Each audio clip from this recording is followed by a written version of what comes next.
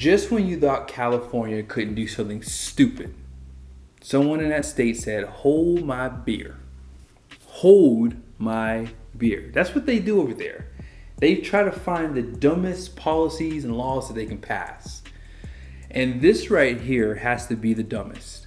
Now, obviously, there's time, right? They passed a bill, if you haven't heard, to ban the sale of diesels by the year 2036. Now, most of you probably are saying and thinking in your head, well, that's a long ways away. That's true. A lot of things can happen between now and then. But 11 years is not a long time. In fact, that's not a lot of time at all, because I graduated high school back in 2007. Now, if someone had told me today, 17 years later, that time would go this fast, I wouldn't have believed them. Because I remember people coming into the car business and they would like ask how old I was, because I was young back then, starting off selling cars and then doing finance. And they would ask, how old are you? And I would tell them how old I was. Oh my goodness, like, you were probably born when I graduated. I was like, man, you are old. And now I'm becoming that old person. I've almost been out of school for 20 years is what I'm trying to say. So when you think about 11 years, that's not a long time. But we have to talk about this because California has also done other things. Like, they're changing other things about their Clean Air Act also that's going to raise fuel prices. Now, obviously, that is a push to get you to buy an EV. Now, most of you probably remember back in, 2022? Was that the year when they were telling people to stop plugging their cars in because it was having a huge effect on the grid? Governor Gavin Newsom announced that the state was moving towards exclusively selling electric vehicles in just over a decade. He's now asking residents to avoid charging their EVs in order to conserve energy. Yeah, that happened. Now, I have an article here. It's actually a news article. I'm going to play it for you guys. I want you guys to hear what these people say, because to me personally, this just seems wrong. It seems like they're trying to control people. Now, I have another article I'm going to actually read for you guys that I found. I actually talked about it in another video, but I really want you guys to really see what's really happening here. Now that we have a new leader, someone who actually will lead this country, we have people now trying to block him, trying to stop him from being successful, because a lot of these ideas that California comes up with, they just won't work. They won't. And they're only hurting themselves. So let's go ahead and jump into this, and then we'll get back into the video. Michael Buschbacher, great to see you, Michael. I guess the most obvious question here is, why should the state of California be allowed to regulate trucking for the rest of the United States? Well, they shouldn't. The Clean Air Act does give California some special treatment, and they've taken that inch and they've tried to run a mile with it.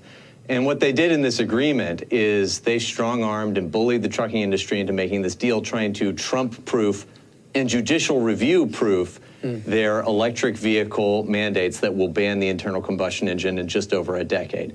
And this agreement, they work in lockstep. All the manufacturers will phase out internal combustion engines in lockstep and deprive fleet operators and others of the ability to buy diesel engines, other internal combustion engine vehicles.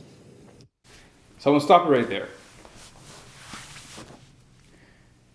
Fleet, right? If you live in California, can you answer a question for me in the comment section? How many charging stations do you have set up for semi trucks? Just a quick question. And I know I'm asking a rhetorical question, but I know the answer to it already. I'm pretty sure there's none. So by year 2036, no more internal combustion engines. They want to phase them out. They're going to continue to raise the price for fuel just to get you to buy an EV. Just keep that in mind. And that's illegal. The Clean Air Act says that if you don't have permission from EPA, you, a state, can't even attempt to enforce emission standards for new vehicles. And that's what you've got here. It's this elaborate attempt to sort of have a back channel or insurance policy to make sure that regardless of what voters say, regardless of what the law says, the climate bureaucrats get their way and end the internal combustion engine, and we're going to stop it by suing. So I'll stop it there. That's pretty much all I want you guys to see. But obviously they're doing something illegal, whether you see it that way or not. See, when Biden was in office, they had the Green New Deal, and their push was to eliminate internal combustion engines. And they're basically following suit. So obviously I understand the push to outlaw diesels and internal combustion engine at some point. But what about airplanes? I mean, airplanes put out a lot of pollution. I don't hear them talking about that. Or what about their private jets that we all know that they get on? I'm talking about these people who are in Congress who are pushing for this as well. Or the fact that people can do things right now to help the environment. I've said this in other videos. If you've gone to Philadelphia, which I've been many times, or if you live in California or San Francisco, go to Skid Row, for example, look at all the pollution just sitting on the streets. There are things right now we can do to help the environment. But as you guys know, it's not about that. I hate these types of conversations because I don't like to say this because it comes off the wrong way, but you can pretty much see that they're trying to take the masculinity out of men. Because think about the type of guys who drive trucks. Not saying that only guys drive trucks, but most guys do buy trucks because it makes them feel manly. That's part of the reason. For example, 70% of the guys who buy trucks don't even have a trailer probably. I mean, that's probably a high number, but some of those guys do not have a trailer and probably don't plan on buying a trailer. So in regards to that, there's a masculinity thing that gets taken away when you can't drive a diesel truck anymore, right? And so I feel like there's a small piece of evidence in that, because why are they only limiting their, environmental help just to diesel trucks? Just saying. So I'm going to read you guys another article here. This article, to me personally, is really pointing for me, because at first I thought it was this administration pushing this, but then I saw that there are some manufacturers pushing this as well. I found this article on caranddriver.com. It says automakers petition Trump hoping to avoid drastic EV policy changes. An organization of 42 automakers has urged President-elect Donald Trump not to kill off existing EV tax incentives and emissions regulations, as part of a letter in which the group shared its stance on a range of automotive policies such as automated driving and roadway safety, according to a story from the New York Times. It says here, automakers to Trump, please require us to sell electric vehicles. Require us. So they're in on it too. That's what I don't understand.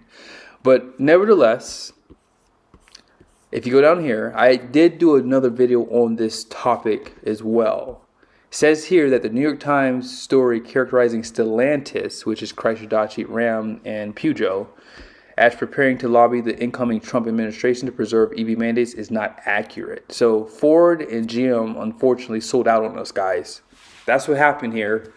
Now, obviously, I'm kind of joking, right? But I can't shake that title in my head. Require us to sell EVs. Doesn't make sense to me. But let's talk about something for a second. Let's go back to the late 1800s when they developed or introduced the internal combustion engine. And then the automobile was made. Let's think about all the people who didn't have automobiles. Some of those people were still using horse and buggy, or just horse, to get around, to travel. And I'm pretty sure some of those people said, I don't need an internal combustion engine. But in time, the automobile got better. And with the advancements of the automobile, people started to buy it. The problem I have with the EV is the EV has all the success from the internal combustion engine in the automobile.